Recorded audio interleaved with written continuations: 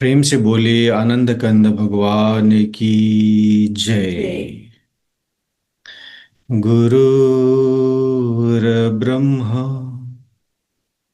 गुरुर्विष्णु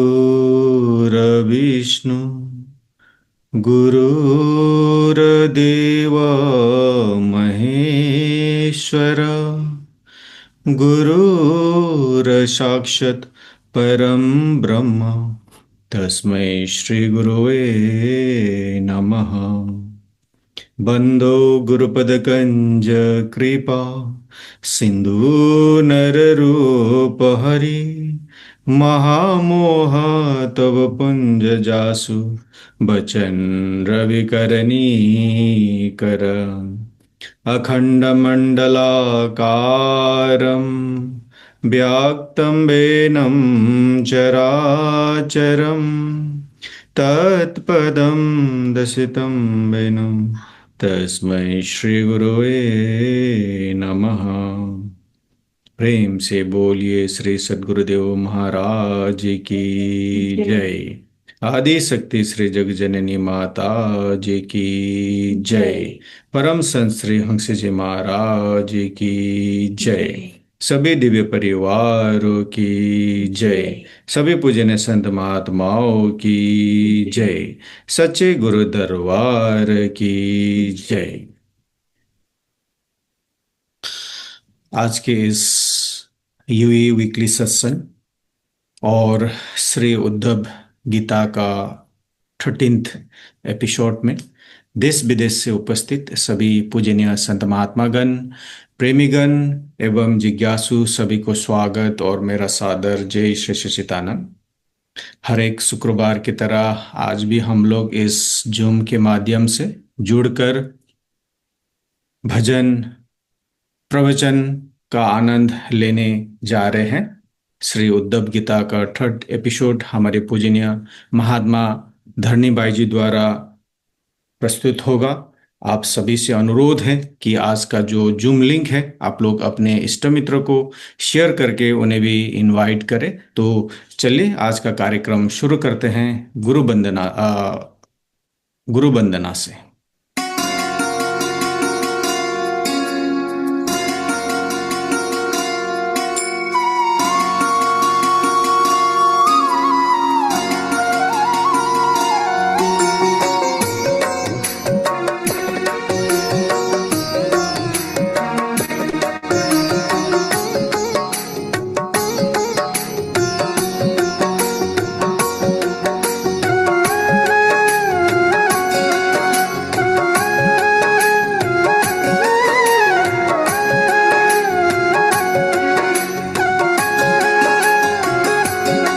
गुरु चरण कमल बलिहारी रे, प्रभु चरण कमल बलिहारी रे। मेरे मन की दुविधा तारी रे, मेरे मन की दुविधा तारी रे। गुरु चरण कमल बलिहारी रे, प्रभु चरण कमल बलिहारी रे।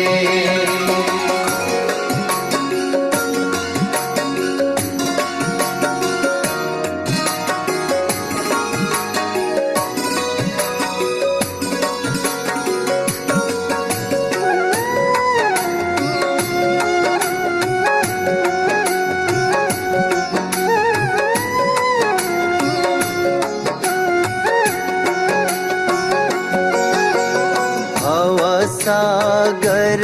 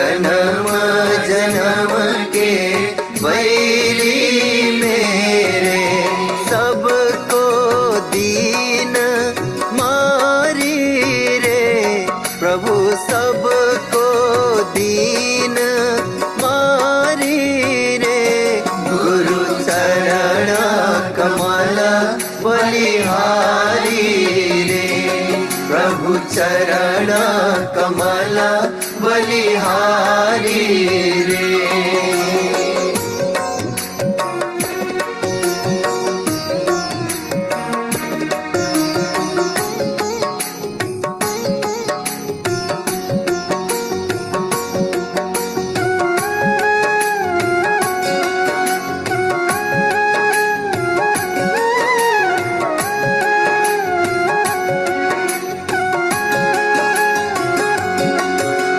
द्वैत भाव सब दूर कराया, द्वैत भाव सब दूर कराया। पुराण ब्रह्मा एक दर्शाया, पुराण ब्रह्मा एक दर्शाया। घट घट ज्योत निहारी रे, प्रभु घाट घाट ज्योत निहारी रे। गुरु चरण कमल बलिहारी रे, प्रभु चरण कमल बलिहारी रे।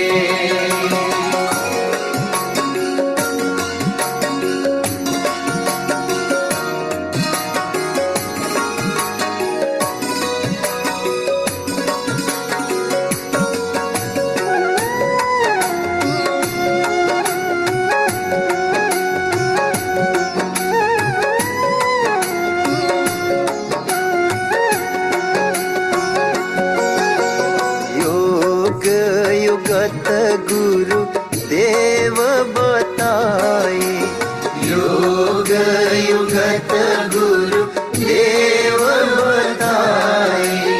ब्रह्मानंद शांति मन आए, ब्रह्मानंद शांति मन आए। मानुष देह सुधारी रे, प्रभु मानुष देह सुधारी रे। गुरु चरण कमल बलिहारी रे, सद्गुरु चरण कमल बलिहारी रे। मेरे मन की दुविधा डारी रे, मेरे मन की दुविधा डारी रे। गुरु चरण कमल बलिहारी रे, प्रभु चरण कमल बलिहारी रे। गुरु चरण कमल बलिहारी रे। प्रेम से बोलिए आनंद कंद भगवान की जय। अभी आप अति सुंदर गुरु वंदना श्रवण कर रहे थे। हमारे इंद्र लमेछने भाई और सुयोग्य राय भाई को बहुत बहुत धन्यवाद।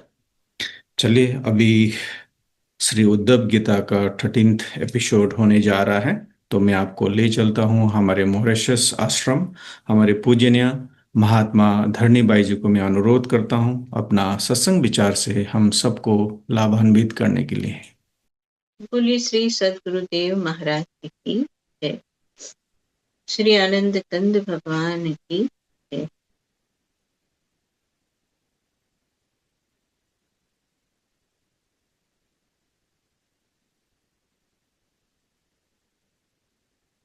अखंड मंडलाकारं व्याप्तं येन चराचरं तत्पदं दर्शितं येन तस्मै श्री गुरवे नमः। अज्ञानतिमिरान्धस्य ज्ञानाञ्जनशलाकया चक्षुः उन्मीलितं येन तस्मै श्री गुरवे नमः। तस्मै श्री गुरवे नमः। बोलिए श्री सद्गुरुदेव महाराज की जय। श्री आनंद कंद भगवान की जय। आदिशक्ति जगत जननी श्री माता जी की जय। सभी दिव्य महान विभूतियों की जय। सच्चे दरबार की जय। श्री गुरु महाराज जी के चरण सरोज की छत्र छाया में हम और आप सब सत्संग को प्राप्त कर रहे हैं और उद्धव गीता को श्रवण करेंगे। जहां पर हमने पिछली बार विराम किया था तो हमने ये बात सुनी थी कि भक्ति ज्ञान यम नियम ये जो साधन है इसके बारे में भगवान कृष्ण अब उद्धव जी को बताने वाले। तो नया अध्याय शुरू हो रहा है, शुरू करते हैं वहीं से। भगवान श्री कृष्ण कहते हैं उद्धव जी, जिसने उपनिषद आदि शास्त्रों के श्रवण मनन और निधिध्यासन के द्वारा आत्म साक्षात्कार कर लिया है, जो श्रोत्रिय एवं ब्रह्मनिष्ठ है, जिसका निश्चय केवल युक्तियों और अनुमानों पर ही निर्भर नहीं रहता, दूसरे शब्दों में जो केवल परोक्ष ज्ञानी नहीं है, वह यह जानकर कि संपूर्ण द्वैत प्रपंच और इसकी निवृत्ति का साधन वृत्ति ज्ञान माया मात्र है, उन्हें मुझ में लीन कर दे, वे दोनों ही मुझ आत्मा में अध्यस्त है, ऐसा जान ले। ज्ञानी पुरुष का अभीष्ट पदार्थ मैं ही हूँ। ये एक वाक्य था पूरा जो अभी हमने पढ़ा। तो जो तीन बात जो हमने कही कि भक्ति ज्ञान और यम नियम के बारे में चर्चा होनी है, सबसे पहले ज्ञान के बारे में बात हो रही है। तो जो समझाया जा रहा है वो क्या है? जो शुरू में हमने पढ़ा कि उपनिषद आदि जितने भी शास्त्र का श्रवण करना मनन करना, तो यहाँ बताया जा रहा है कि जो परोक्ष ज्ञान के माध्यम से नहीं लेकिन अनुभव के माध्यम से जानते हैं। परोक्ष क्या अर्थ होता है? इनडायरेक्ट है। परोक्ष रूप में मतलब अपरोक्ष मतलब डायरेक्ट। तो आमतौर पर मानव समाज में क्या धारणा होती है कि जैसे अभी हम ये ग्रंथ पढ़ रहे हैं, तो आप पूरा श्रीमद् भागवत पुराण पढ़ो, एक बार पढ़ो, दो बार पढ़ो, 50 बार पढ़ो, गीता शास्त्र पढ़ो, जितने पुराणों को आप जानते हो उनको पढ़ो, कितने भी ग्रंथों को पढ़ो। अब इन सबको पढ़ते पढ़ते पढ़ते पढ़ते धीरे धीरे ये समझ में आता है कि ईश्वर के जो है ईश्वर का जो अनुभव जिन्होंने प्राप्त किया, उनकी वाणी सुनते सुनते पढ़ते पढ़ते समझ में आता है कि हम ईश्वर हमारे अंदर है, या भगवान की जो भी लीलाएं, जो भी उनकी महिमा गुणानुवाद किया जाता है, उसको सुनते सुनते उन गुणों के बारे में हम जान जाते हैं। तो ये तो हुआ कि परोक्ष रूप में हमको पता लगा। एक सरल दृष्टांत से समझे तो, अगर कोई गीता का अध्ययन करता है, गीता शास्त्र के अंदर हम पढ़ते हैं कि भगवान कृष्ण ने अर्जुन को और आसमान में एक साथ 1000 सूर्य निकल जाए उसका जितना प्रकाश हो, उस प्रकाश का दर्शन अर्जुन को कराया, अर्जुन ने उसको देखा। ये हमने गीता में पढ़ा। तो इसको पढ़ करके क्या समझ में आया कि भगवान का योगेश्वर रूप प्रकाश है, ये भी समझ में आ गया। लेकिन क्या देखा? नहीं देखा। तो हमने प्रत्यक्ष में उसका कोई अनुभव नहीं किया। तो यहाँ जो बात आ रही है ज्ञान की, तो ज्ञान क्या है कि जब हमने खुद अपने आप से जिसको जाना, अनुभव किया, वो ज्ञान है। सिर्फ पढ़ करके जो मिलता है उसको ज्ञान नहीं कहा। तो यहाँ भगवान कहते हैं कि जिसने खुद उस बात को अनुभव किया, जाना है, और जो आत्म तत्व में ही जो है लीन रहता है, उसके लिए कहा कि वो ज्ञानी व्यक्ति है। और आगे कहते कि ऐसे ज्ञानी व्यक्ति के लिए साधन साध्य स्वर्ग अपवर्ग सब कुछ मैं ही हूँ, मेरे अतिरिक्त और किसी भी पदार्थ से वह प्रेम नहीं करता। कौन? जिसने अनुभव किया है, जिसने जाना है, क्योंकि उसका खुद का अनुभव है, किसी और की बात नहीं, उसने पढ़ी सुनी नहीं है, वो खुद का अनुभव है। इसलिए उसके लिए सब कुछ कौन है? भगवान कहते हैं कि मैं हूं। और ऐसे जो ज्ञानी व्यक्ति होते हैं उसके लिए भगवान कहते हैं कि ऐसे ज्ञानी व्यक्ति मुझे सबसे प्रिय। सबसे प्रिय कौन है? तो जिनके लिए सब कुछ भगवान है, भगवान कहते हैं कि वो मुझे सबसे प्रिय है। और आगे कहते हैं कि ज्ञानी पुरुष ज्ञान के द्वारा निरंतर मुझे अपने अंतःकरण में धारण करता है। ज्ञानी व्यक्ति जिसने में प्रभु का जो है अनुभव प्राप्त किया है, दर्शन प्राप्त किया, वो अंदर में ही प्रभु को धारण करेगा, वहीं पर वो अपना चित्त लगा के रखेगा, वहीं पर उसको आनंद मिलेगा, वहीं पर स्थिर रहेगा। लेकिन आगे भगवान कहते हैं कि इस तरह से जो अपने अंतःकरण में ज्ञान में लीन रहता है, ऐसा व्यक्ति जो होता है, तो कहते तत्व ज्ञान के लेश मात्र उदय होने से उसको जो स्थिति प्राप्त होती है वह तपस्या, तीर्थ, जप, दान अथवा अंतःकरण शुद्धि या और किसी भी साधन से पूर्णतया नहीं मिलती। यानी कि जितने संसार के साधन है, बाहर के कर्मकांड कहो, साधन कहो, वो सब कुछ करने पर भी वो नहीं मिलता जो हम अंतःकरण में उस प्रभु का अनुभव करते हैं, उसका ध्यान करते हैं, उसमें जब मन को लगाते हैं, उससे जो मिलेगा वो संसार में कहीं मिलने वाला नहीं है।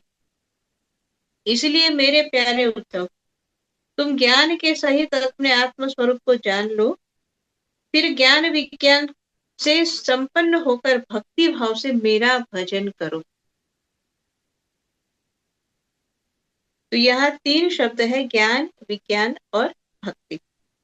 अब ये क्या है तीनों चीजें? ज्ञान के लिए तो भी हमने सुना कि खुद जो अनुभव किया, हमने अपने अंदर में जाना, वो ज्ञान। तो 3 जो बात है, अभी आप आगे भी इसको समझेंगे कि ज्ञान और विज्ञान की जो बात है, विज्ञान क्या है और भक्ति के लिए बताया क्या गया। बड़े बड़े ऋषि मुनियों ने ज्ञान विज्ञान रूप यज्ञ के द्वारा अपने अंतःकरण में मुझ सब यज्ञों के अधिपति आत्मा का यजन करके परम सिद्धि प्राप्त की। हे उद्धव, आध्यात्मिक, आधि दैविक और आधि भौतिक इन 3 विकारों की समष्टि ही ये शरीर है। वह सर्वथा तुम्हारे आश्रित है। ये पहले नहीं था और अंत में भी नहीं रहेगा, केवल बीच में ही दिख रहा है। इसलिए इसे जादू के खेल के समान माया ही समझना चाहिए। इसके जो जन्मना, रहना, बढ़ना, बदलना, घटना और नष्ट होना, ये 6 भाव विकार है, इनसे तुम्हारा कोई संबंध नहीं। यही नहीं, यह विकार उसके भी नहीं है, क्योंकि वह स्वयं भी असत है और असत वस्तु पहले भी नहीं थी, बाद में भी नहीं रहेगी, इसलिए बीच में भी उसका कोई अस्तित्व नहीं होता।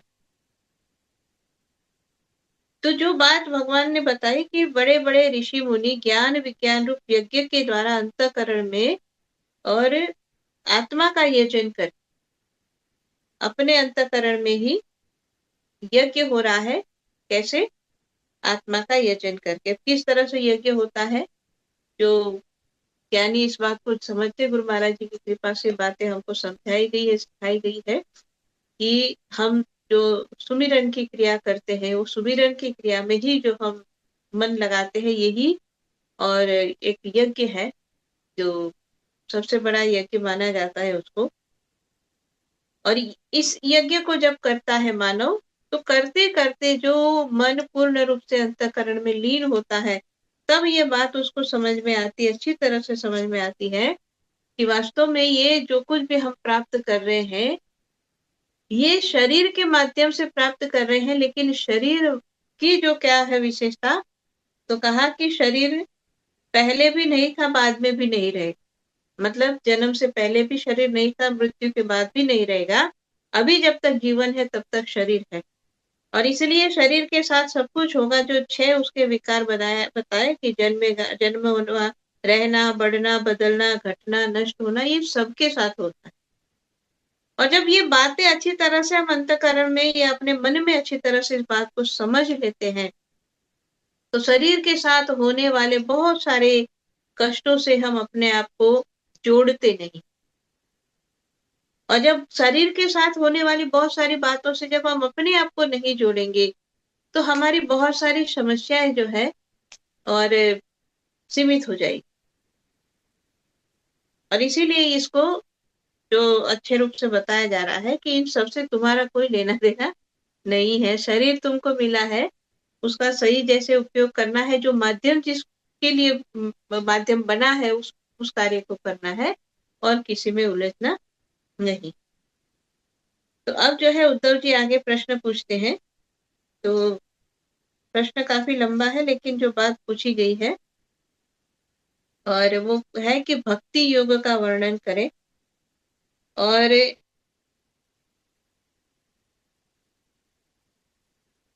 ज्ञान के बाद जो हम अभी कह रहे थे विज्ञान की बात थी, तो वो भी उन्होंने पूछा कि वैराग्य और विज्ञान से युक्त सनातन और विशुद्ध ज्ञान जिस प्रकार सुदृढ़ हो जाए, वो मुझे अच्छी तरह से समझाइए।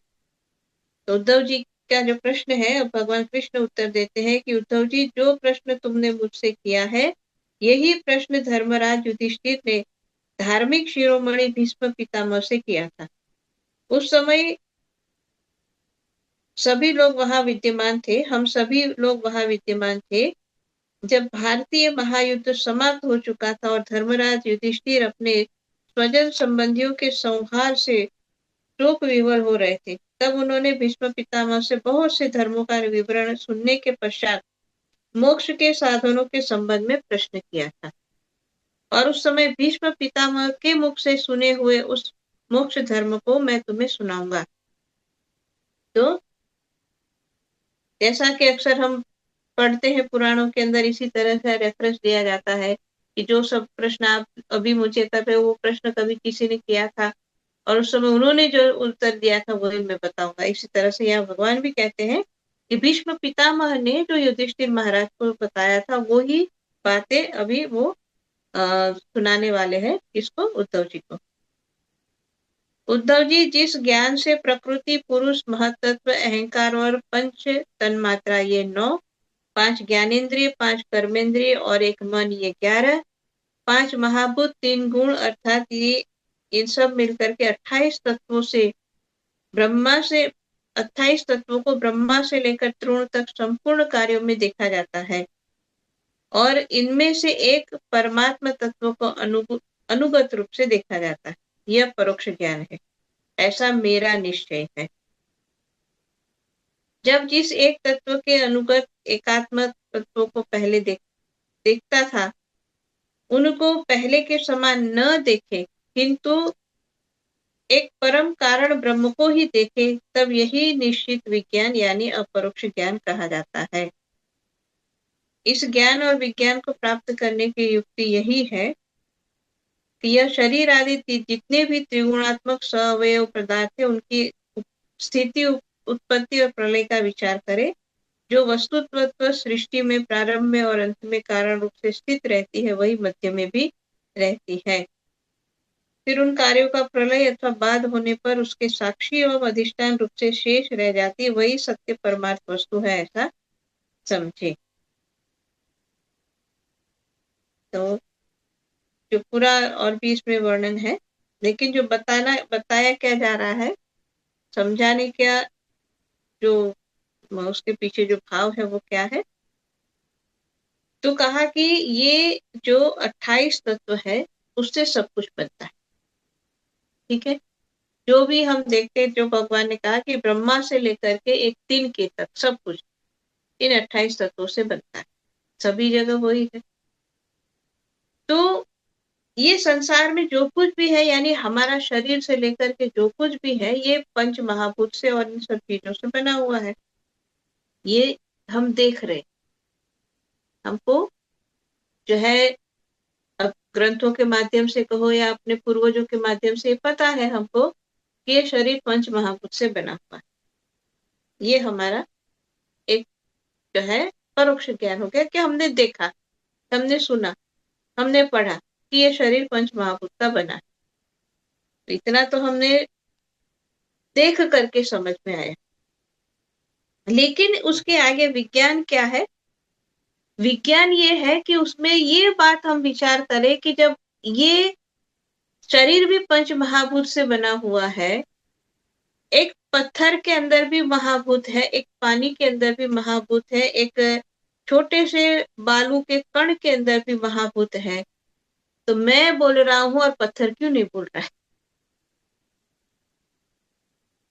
भेद हुआ ना वहां पर कि हम जो कार्य कर पा रहे हैं वो एक जो है पेड़ क्यों नहीं कर पा रहा है? क्या क्या भेद है? तो हम जीवित होते हुए जो भी कर पा रहे हैं और एक पत्थर जो पड़ा है वो नहीं कर पा रहे हैं, तो दोनों में भेद ये है कि हमारे अंदर प्राण तत्व है, उनके अंदर नहीं।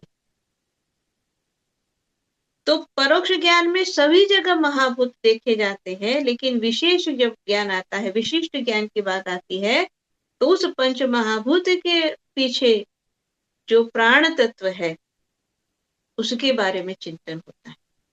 और उस प्राण तत्व को जब जान लिया जाता है तो उसको कहा जाता है ज्ञान कैसा है? विज्ञान सहित है।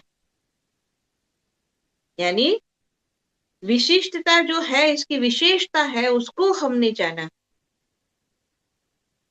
शरीर है, एक साधारण से साधारण मानव को भी पता है ये शरीर है, ये आंख है, नाक है, कान है, हाथ है, किस अवयव से क्या कार्य करना वो भी सब जानते हैं। अब उससे एक स्टेप आगे जब बढ़ते हैं कि साधारण हमको भी पता है कि हाथ ऐसे उठाया जाएगा, ऐसा करेंगे तो किसी को लगेगी, जो भी है।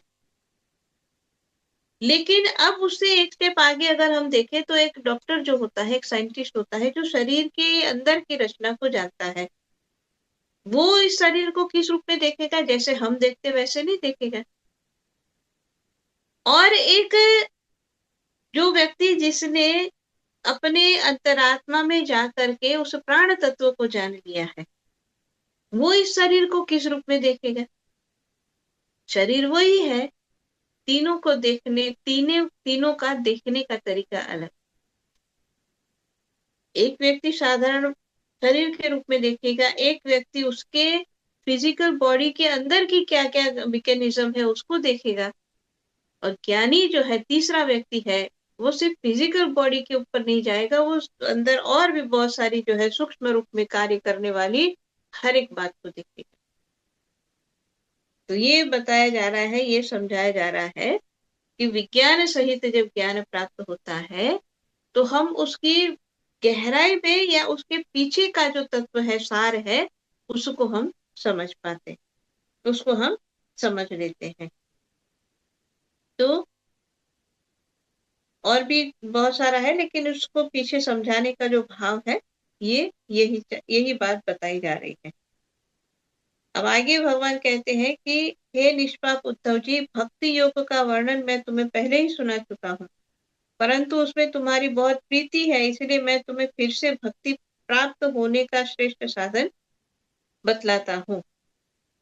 जो मेरी भक्ति प्राप्त करना चाहता हो वह मेरी अमृतमयी कथा में श्रद्धा रखे, निरंतर मेरे गुण लीला और नामों का संकीर्तन करे, मेरी पूजा में अत्यंत निष्ठा रखे और स्तोत्रों के द्वारा मेरी स्तुति करे, मेरी सेवा पूजा में प्रेम रखे, सामने साष्टांग लेट कर प्रणाम करे, मेरे भक्तों की पूजा मेरी पूजा से भी बढ़कर करे और समस्त प्राणियों में मुझे ही देखे। तो ये जो बातें हम कर रहे हैं ना, ये नवदा भक्ति का ही जो हमने वर्णन पहले भी सुना था, उसी के ऊपर बातें हैं सारी। जैसे भगवान राम भी कहते हैं कि प्रथम भक्ति संतन कर संगा, पहले सुनना है, संगति करना है। तो यहाँ यही से बात शुरू होती है कि मेरी अमृत में कथा में श्रद्धा रखे। तो बताया जा रहा है कि अगर भक्ति को प्राप्त करना चाहते हैं तो क्या प्रोसीजर है, कैसे हमें आगे बढ़ना चाहिए। तो जो जो बात बताएगी क्या है, कथा सुनना, गुणानुवाद का मतलब सुनना भी, गाना भी, बोलना भी, पूजा में निष्ठा रखना, स्तुति करना, सेवा करना, और आगे भी कहा कि एक एक अंगों से केवल चेष्टा ऐसी करना कि मेरे ही लिए सब कुछ किया जा रहा हो। वाणी के द्वारा मेरे गुणों का गान करना, मन भी मुझे ही अर्पित करके सारी कामनाओं को छोड़ देना, मेरे लिए धन भोग और प्राप्त सुखों का परित्याग कर दे, जो कुछ यज्ञ दान हवन जप व्रत तप किया जाता है वह सब मेरे लिए करे। हे उद्धव जी, जो मनुष्य इन धर्मों का पालन करते हैं और मेरे प्रति आत्म निवेदन कर देते हैं, उनके हृदय में मेरी प्रेममयी भक्ति का उदय होता है, और जिसे मेरी भक्ति प्राप्त हो गई उसके लिए और किसी और वस्तु को प्राप्त करना शेष रहता नहीं है। अब जो जो करने के लिए भगवान ने बताया है कि जिससे भक्ति हृदय के अंदर उदय हो, जैसा कहा मेरी प्रेममय भक्ति उदय हो। उदय का मतलब होता है तो निकलना या जागृत होना है, प्रकट होना कह सकते हैं। तो उसके लिए क्या क्या करना है, हमारे हृदय में भक्ति प्रकट हो, उसके लिए क्या क्या करने के लिए कहा। अगर उसको एक सरल शब्दों में समझेंगे तो क्या है कि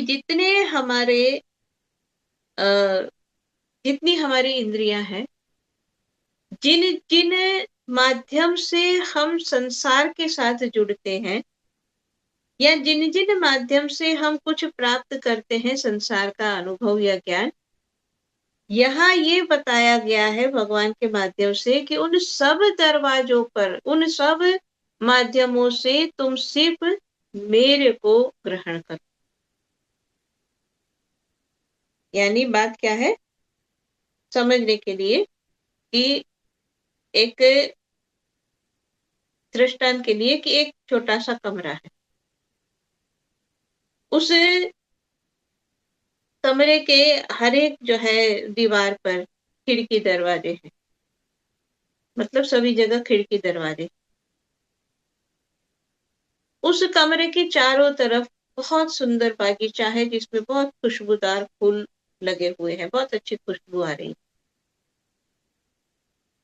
अब उस घर के अंदर जो व्यक्ति ये चाहता है कि उस घर के अंदर भी उन फूलों की खुशबू आए,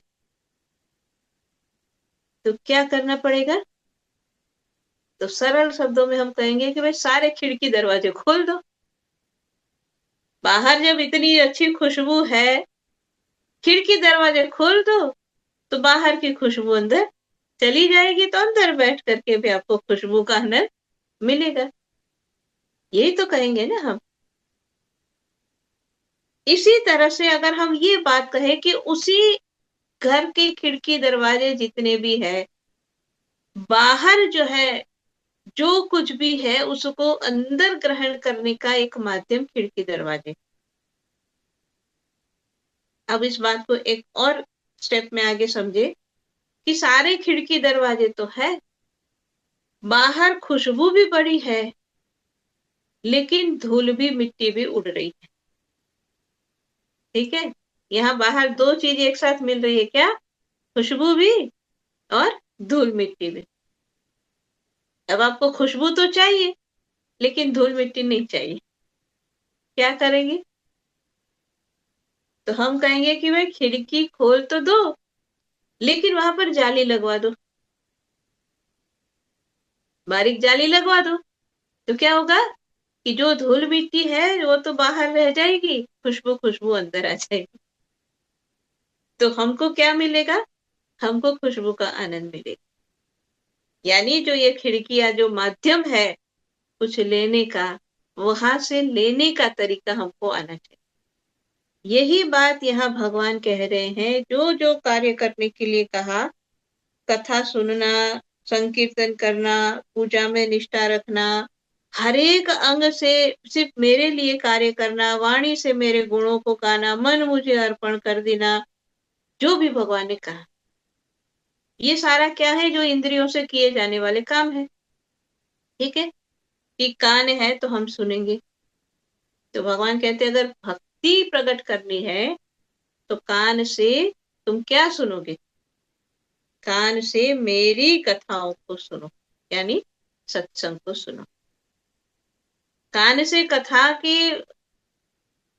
कथा या तो कान से सत्संग को जब हम अंदर जाने देंगे लगातार, तो भक्ति जागृत होगी। जैसे हमने सुना है, बहुत कुछ सुन रहे हैं, लेकिन अगर सुन तो रहे हैं कथा को और बात करने बैठे तो फिर संसार की फालतू बातों में लग जाए तो भी काम नहीं बनेगा। इसलिए अगले स्टेप में भगवान कहते कि भाई सुनो उतना नहीं, जो जीभ दी है, जो मुंह दिया है, उसका भी उपयोग मेरे लिए करो। वाणी से मेरी महिमा को सुनाओ, हाथों से मेरी सेवा करो, मन मेरे चिंतन में लगा दो।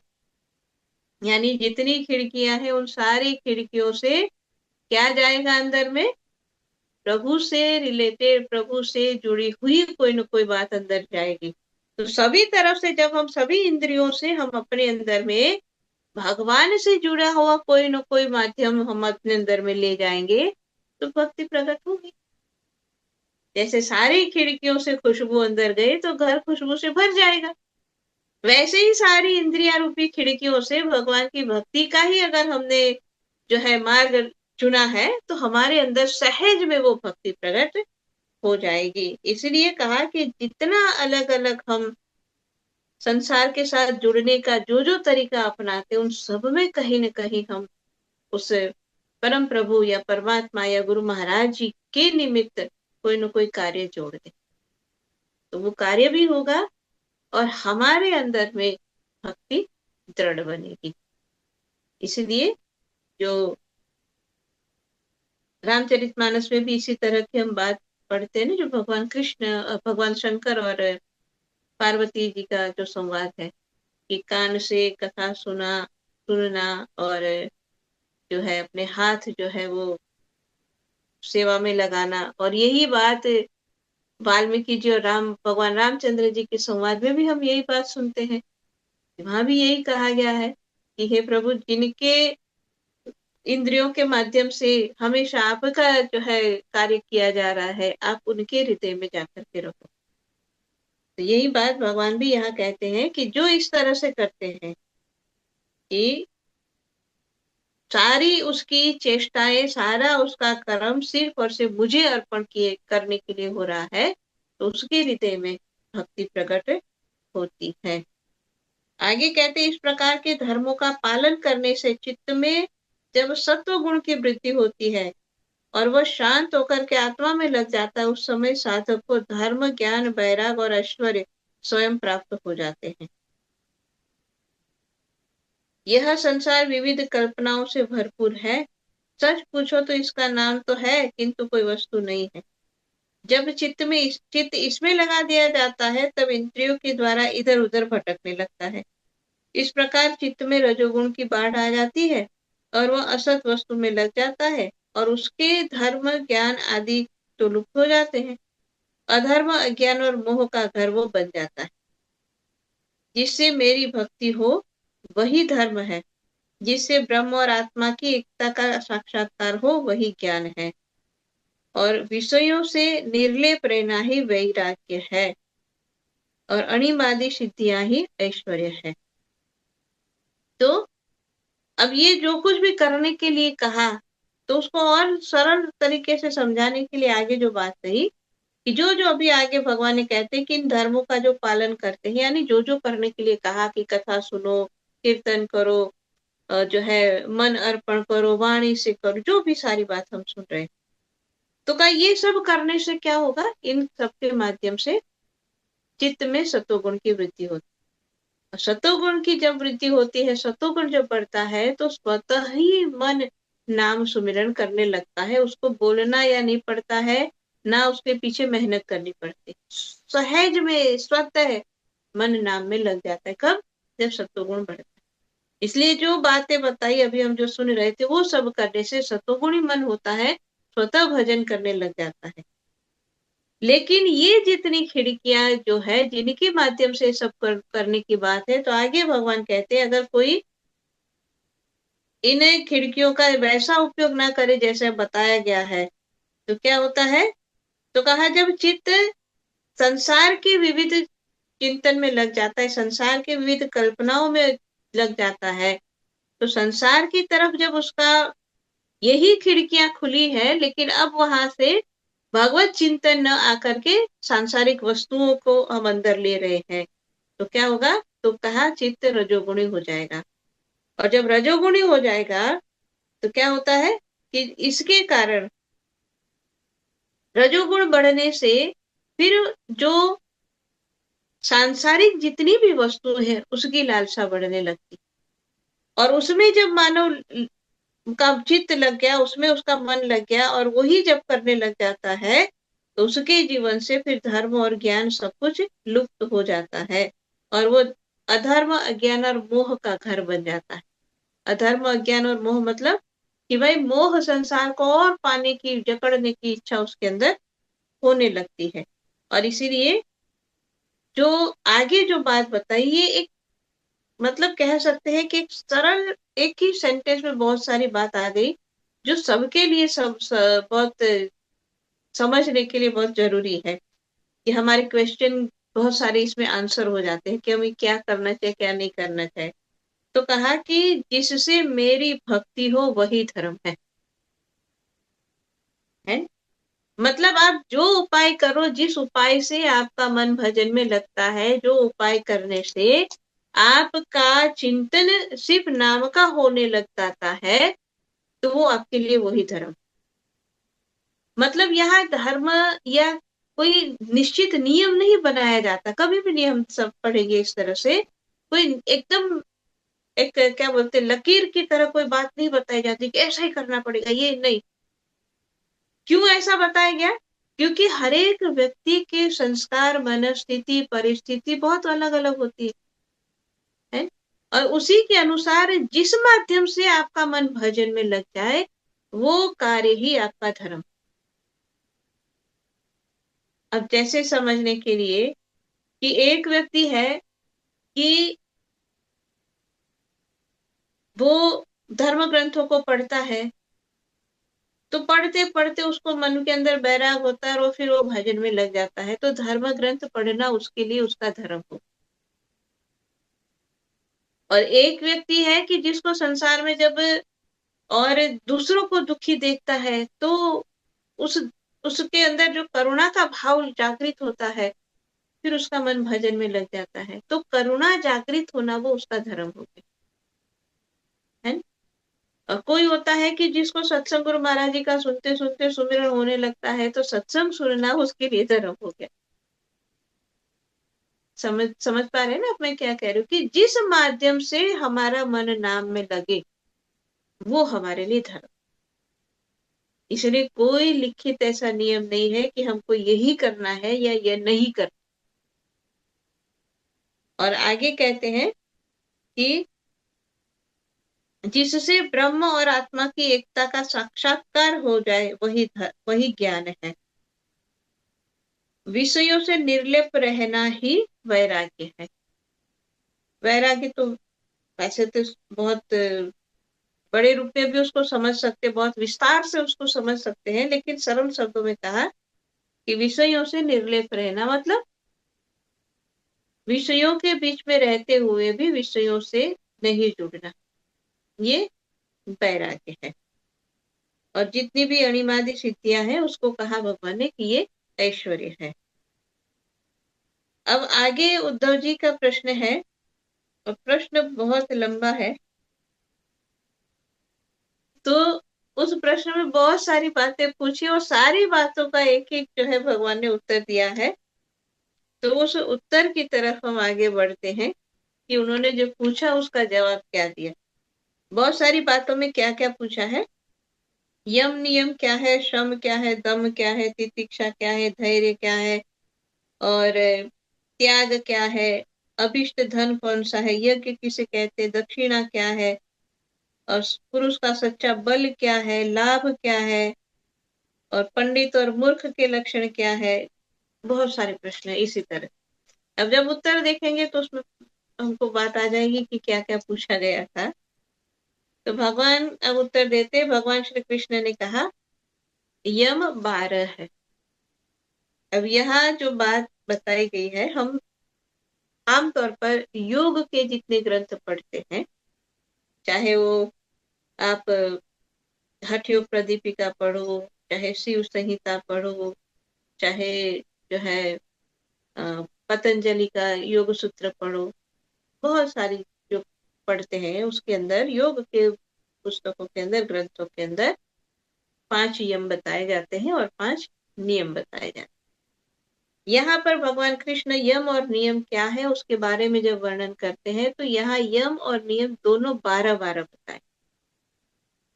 तो भगवान कहते हैं कि यम 12 है।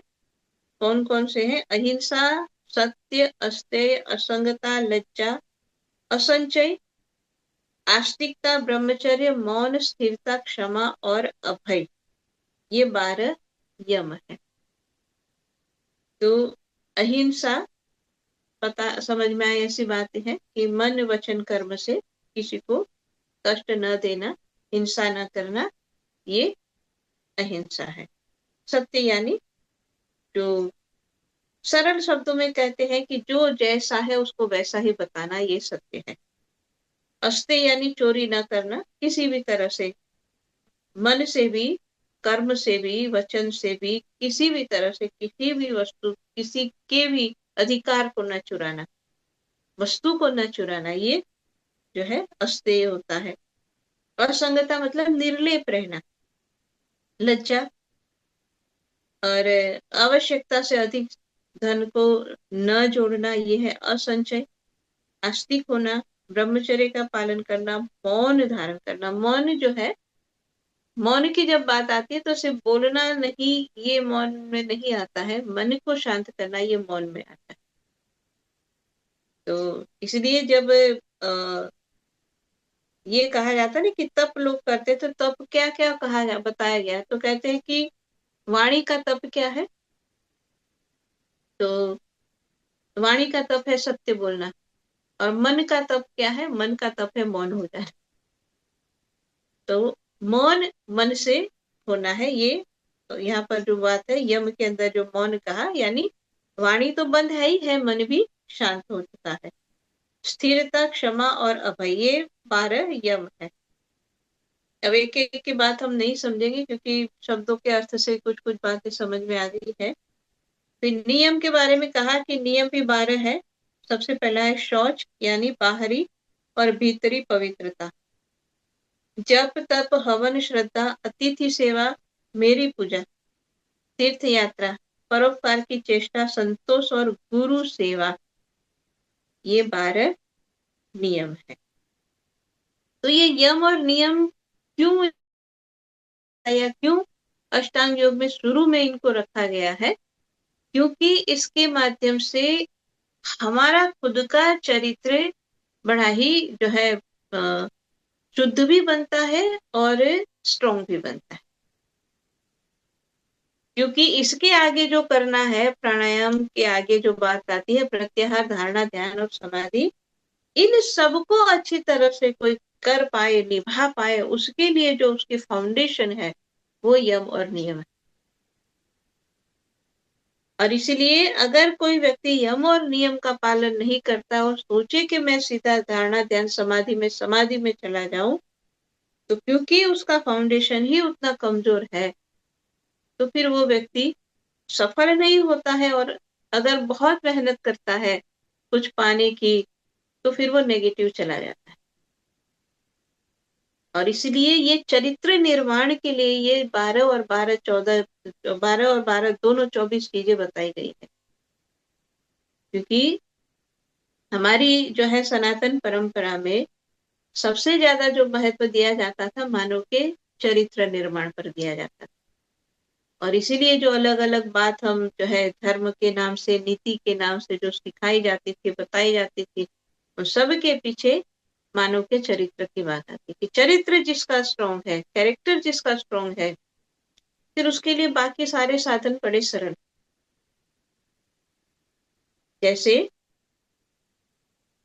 ये तो जो एक दो दृष्टांत से देखते हैं कि जो शुरू में कहा अहिंसा, सत्य और अस्तेय। यम में तो तीन, जो पहले तीन है। तो अस्तेय मतलब चोरी न करना। अगर समझो कि किसी का और चीजें चुराना, किसी भी रूप में किसी का अधिकार मारना, चीजें चुराना, ये उसका आदत है या ये उसका जीवन है, ये उसके काम है। ठीक है, किसी को मार देना, छीन लेना और ये सब करना, झूठ बोलना, ये सब उसका जीवन में ये सब वो करता है।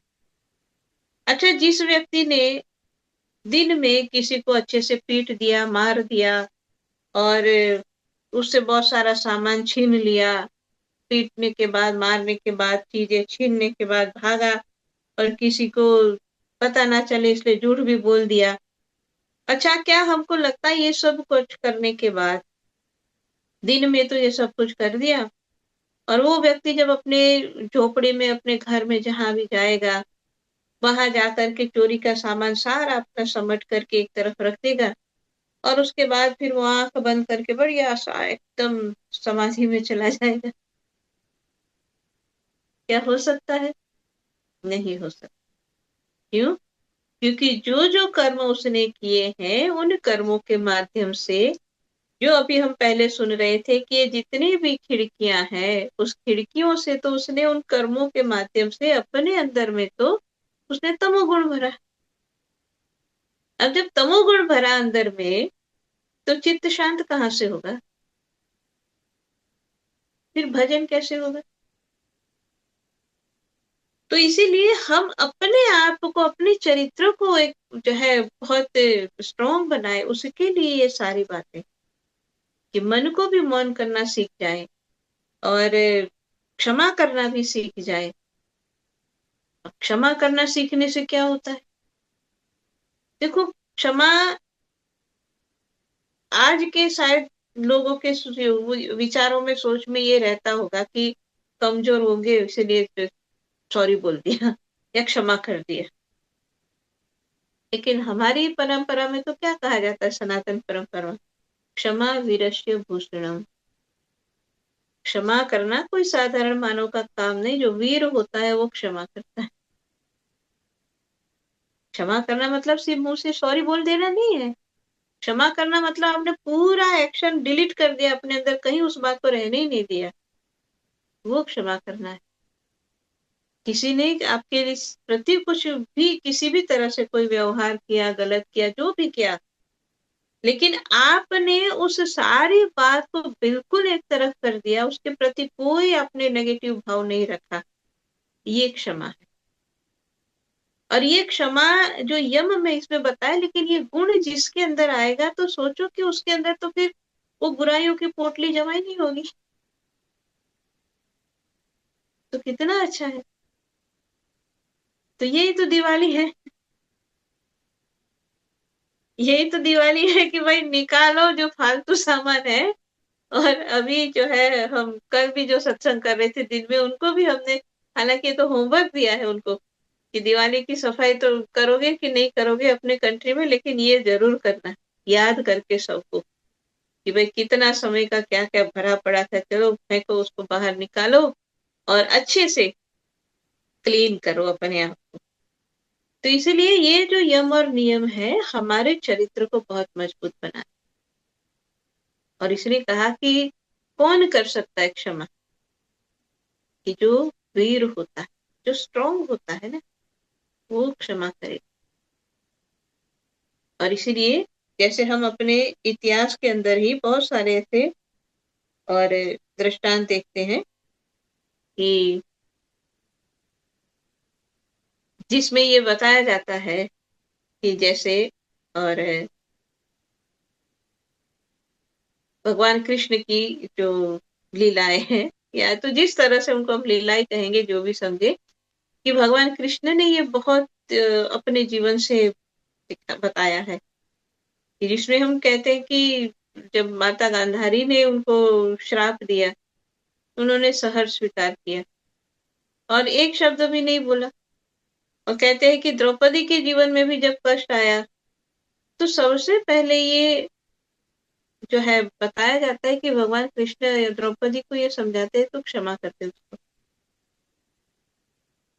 और ये एक ऐसा गुण है, अगर जीवन में हम धीरे धीरे उसको अभ्यास करते हुए जीवन में लाने लगे तो बहुत हद तक जीवन सरल हो जाता है। क्यों सरल हो जाता है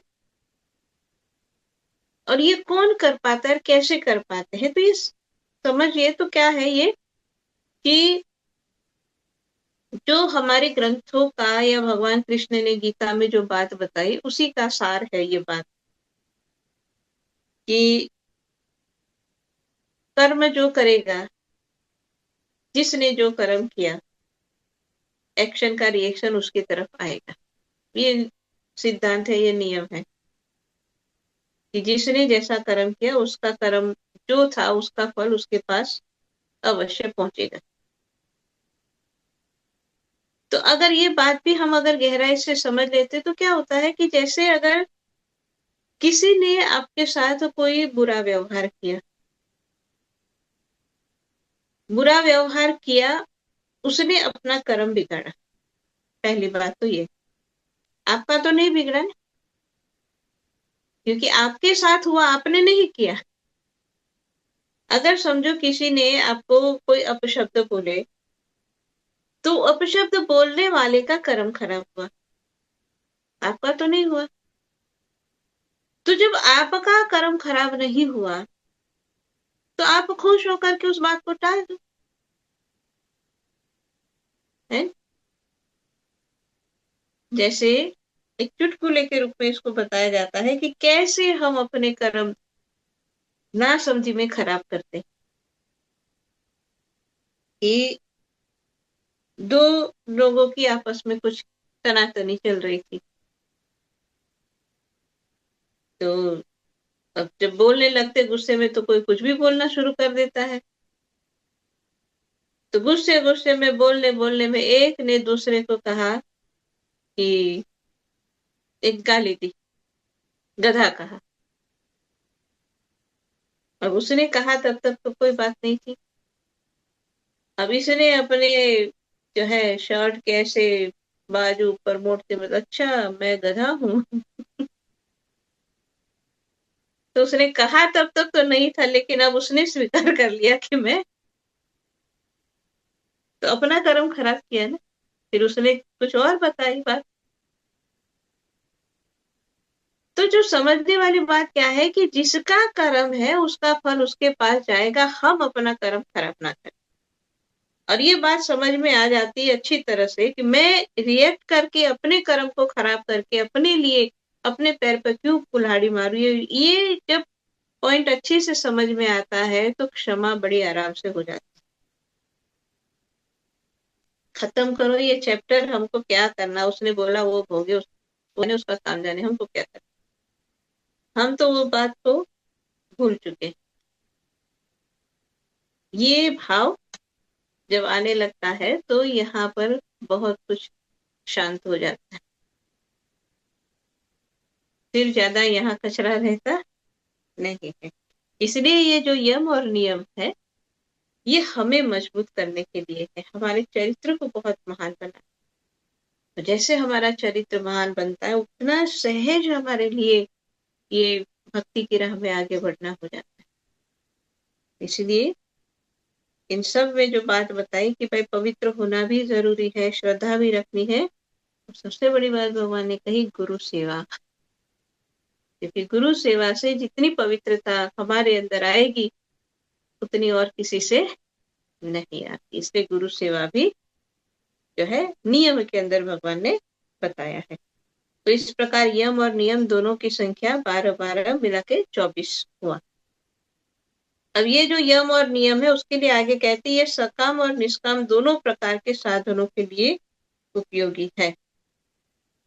जो पुरुष इनका पालन करते हैं वे यम और नियम इनके इच्छा अनुसार उनको भोग और मोक्ष दोनों प्रदान करते हैं। मतलब धारणा ध्यान समाधि की तो बात ही बहुत आगे की बात है। भगवान कहते हैं इसी का पालन करें तो भी भोग और मोक्ष दोनों मिल सकता है। इतना पावर है इसके अंदर। इन बातों का जब हम अपने जीवन के अंदर पालन करते हैं तो इसका इतना बड़ा महत्व है कि इतना कुछ हम प्राप्त कर सकते हैं।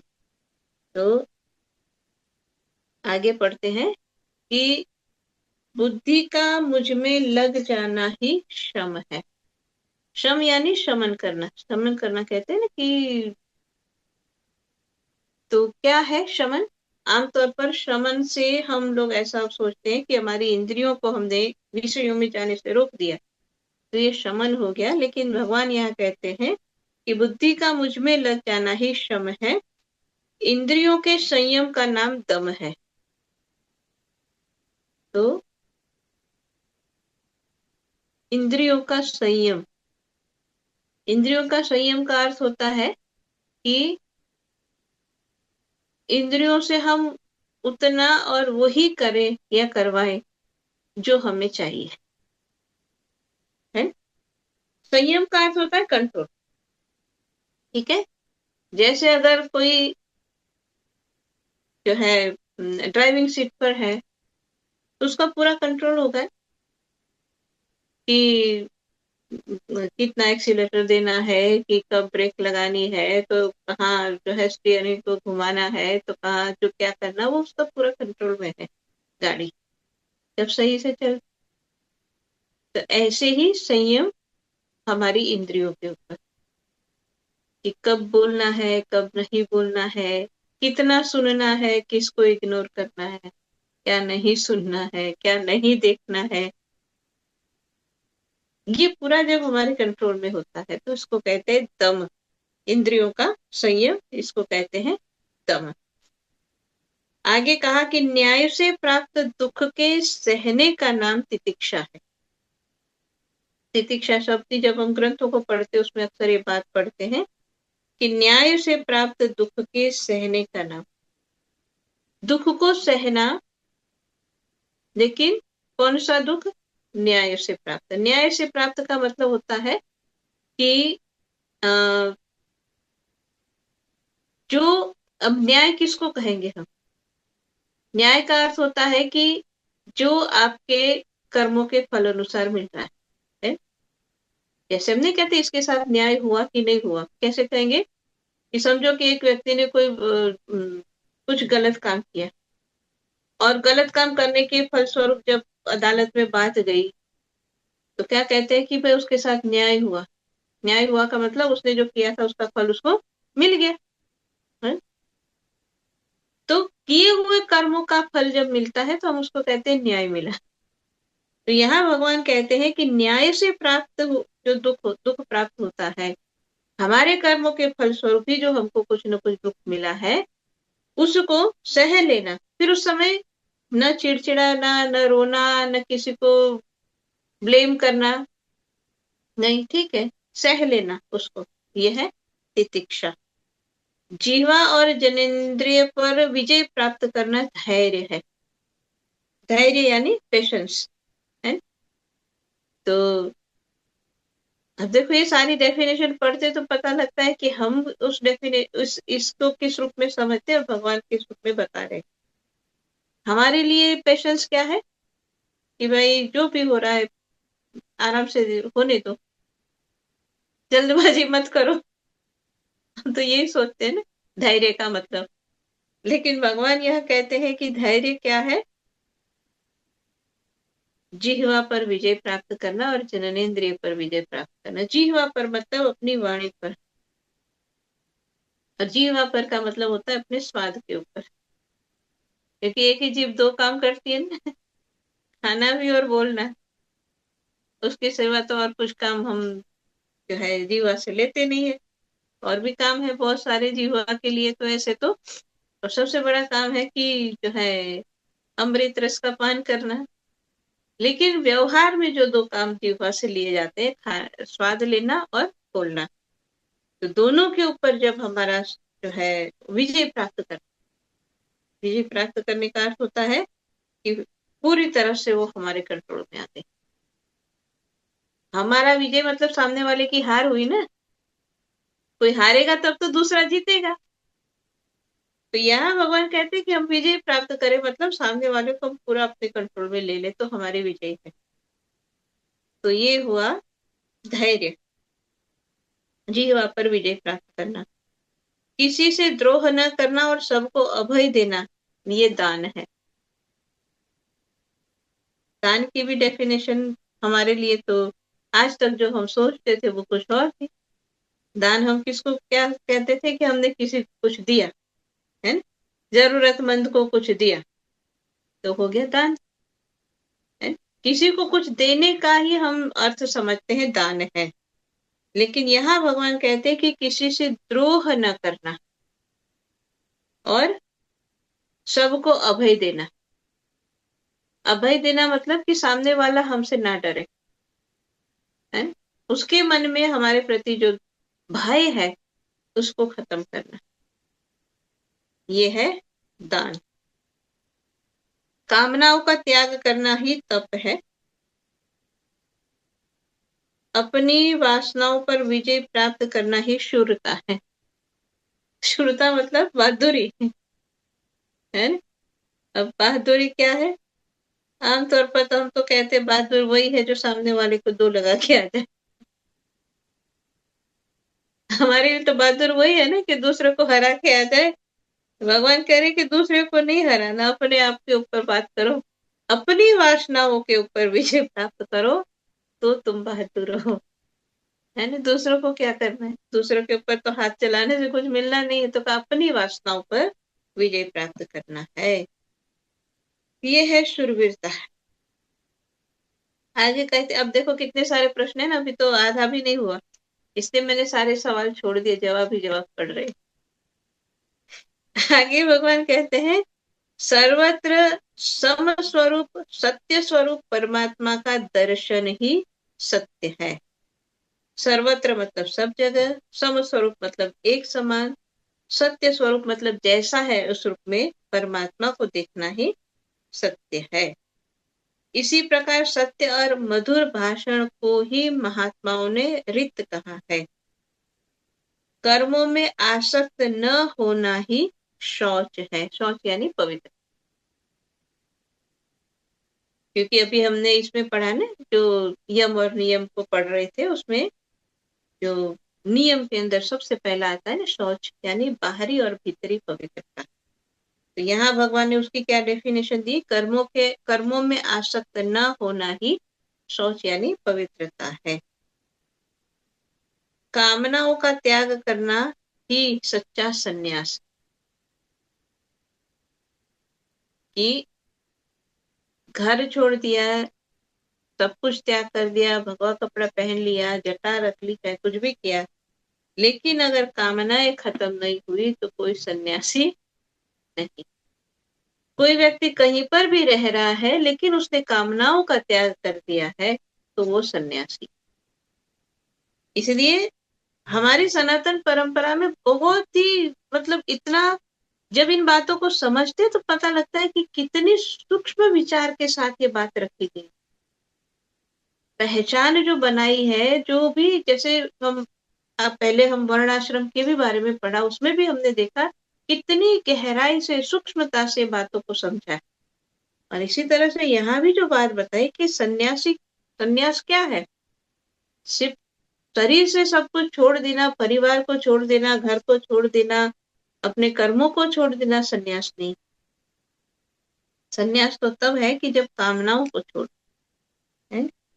और इसी बात के ऊपर तो हम उसमें भी पढ़ते हैं ना, जो आदि गुरु शंकराचार्य जी का जो है ना चरपट पंजरिका, उसके अंदर भी तो हम ये पढ़ते हैं कि सब कुछ छोड़ करके और जंगल में भी चले जाओ, पेड़ के नीचे रह रहे हो, जो मिल गया उसी को खा रहे हो, कोई संग्रह नहीं करना है, कुछ नहीं रखना है, ये कर लिया, ये सब कुछ करो, लेकिन जब तक फिर भी कामनाएं हैं तो काम बनता नहीं है।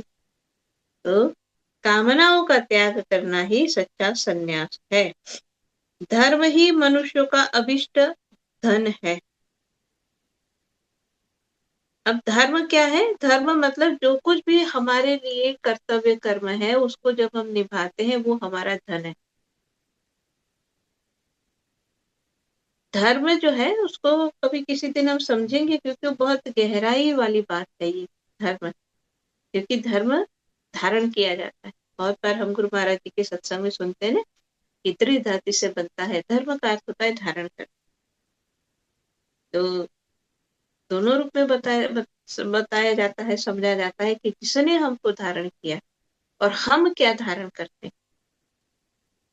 तो इसलिए धर्म को समझना हालांकि इतना सरल नहीं है, और इसलिए हम सुनते हैं ना वो जो युधिष्ठिर और यक्ष के प्रसंग में आता है ना कि धर्म से तत्व निहितम गुहाय, और उसमें भी हम ये बात पढ़ते हैं कि तर्को प्रतिष्ठ श्रुतियों विभिन्ना नैकम ऋषिष्य मतम प्रमाण धर्म से तत्व निहितम गुहाय। धर्म जो है वो है बहुत ही, मतलब कहते हैं कि छिपा हुआ है, जल्दी प्रकट नहीं होता हमारे सामने धर्म का तत्व। इसलिए जो बात हम समझ रहे थे कि धर्म ही मनुष्यों का अभिष्ट धन है, उस धर्म को जब हम समझते हैं, उसको जब हम धारण करते हैं, तो देखेंगे कभी, अभी तो हमारा यही चल रहा है, क्या नाम, उद्धव गीता का ही सीरीज चल रहा है, लेकिन कभी मौका निकाल के धर्म के ऊपर से हम बात कर सकते हैं, तो अच्छे से हम समझ पाएंगे कि हमको क्या धारण करना है। आगे कहते हैं कि मैं परमेश्वर ही यज्ञ हूं, ज्ञान का उपदेश देना ही दक्षिणा है। दक्षिणा हम क्या कहते हैं कि भाई चलो पंडित जी आए थे घर में, पूजा की, चलो पंडित जी को दक्षिणा दे दो, उन्होंने हमारे लिए कोई कर्म किया है अच्छा, तो हम उनको दक्षिणा दे देते हैं। लेकिन यहाँ जो बात कह रहे भगवान की ज्ञान का उपदेश देना ही दक्षिणा है। प्राणायाम ही श्रेष्ठ बल है, मेरा ऐश्वर्य ही भग है, मेरी श्रेष्ठ भक्ति ही उत्तम लाभ है।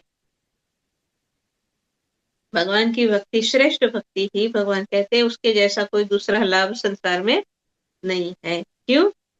क्योंकि श्रेष्ठ लाभ, श्रेष्ठ भक्ति लाभ इसलिए कहा क्योंकि ये ऐसा है जो कभी खत्म नहीं होता है।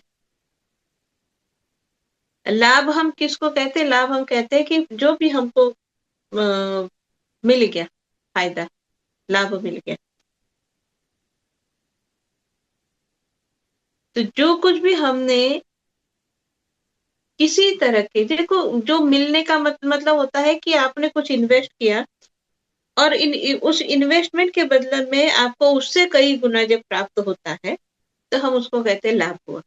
इसी को कहते हैं ना कि आपने कहीं पर समझो कि किसी जगह आपने इन्वेस्ट किए थे 100 रुपये, और उस 100 रुपये के बदले में जब आपको 300 रुपये वापस मिलते, तो हम कहते बड़ा लाभ हुआ है। ये तो हम कहते हैं ना कि हमने कुछ इन्वेस्ट किया, बदले में हमको कुछ ज्यादा मिला, तो ये लाभ है।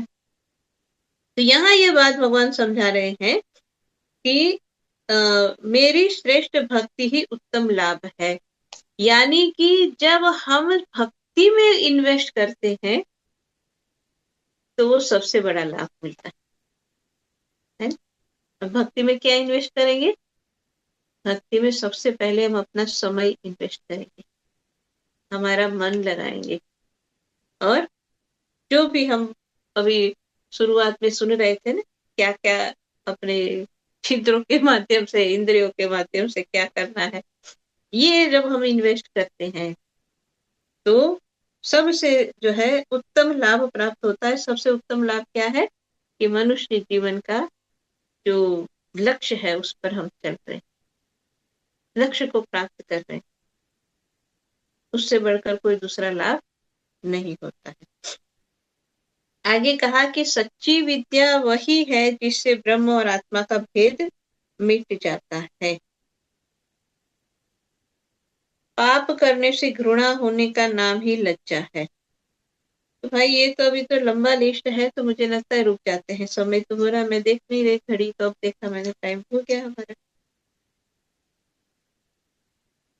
अभी ये तो चलेगा और अगली बार सुनेंगे, कोई बात नहीं, ठीक है ना, आराम से एक एक बात को और अच्छे से समझ पाएंगे। तो यहीं पर विराम देते हैं आज के लिए, और अगली बार फिर यहाँ से आगे जो भी है प्रश्नों के उत्तर बाकी उसको हम सुनेंगे। बोलिए श्री सद्गुरुदेव महाराज जी की जय। आनंद कंद भगवान की जय।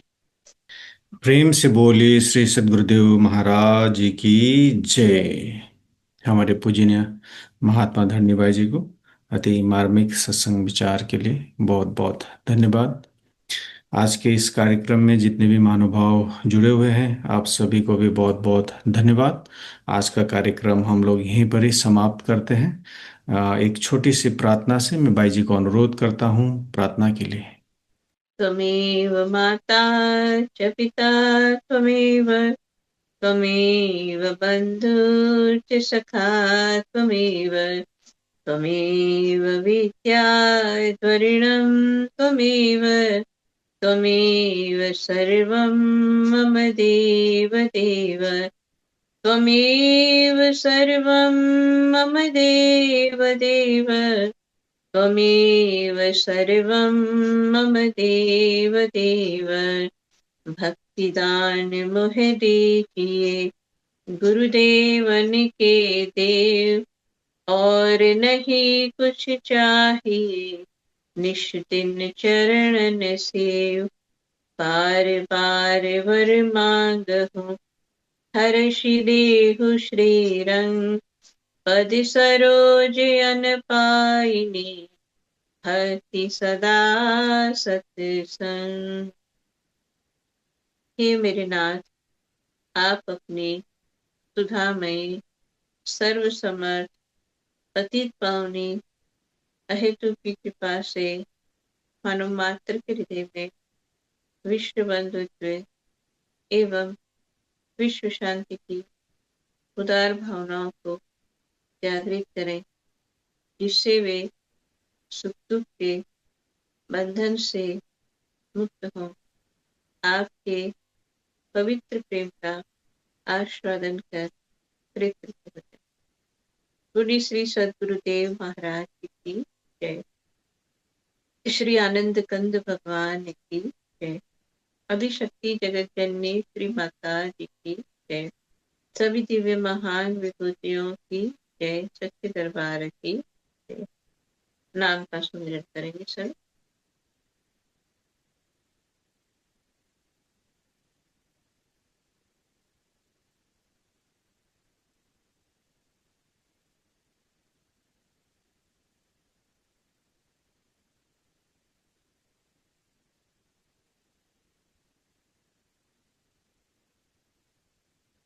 बोलिए श्री सद्गुरुदेव महाराज जी की